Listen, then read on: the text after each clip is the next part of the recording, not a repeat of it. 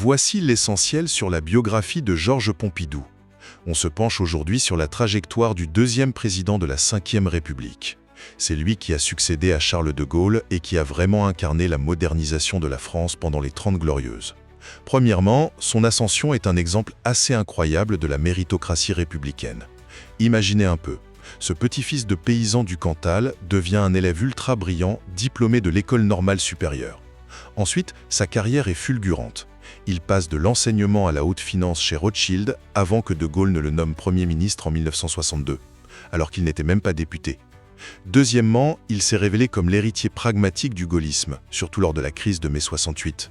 Alors que le pays est paralysé par les grèves, lui, il choisit le dialogue. Il négocie avec les syndicats et ça marche. Ce succès le positionne comme le successeur évident du général et il est élu président en 1969.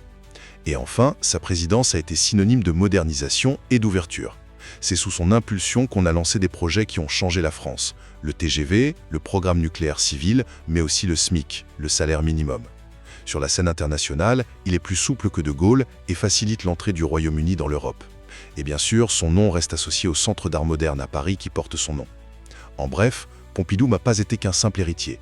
Il fut le modernisateur qui a adapté l'héritage gaulliste pour faire entrer la France dans une nouvelle ère. Retrouvez les liens en description et abonnez-vous pour recevoir d'autres vidéos de la chaîne 100% Bio.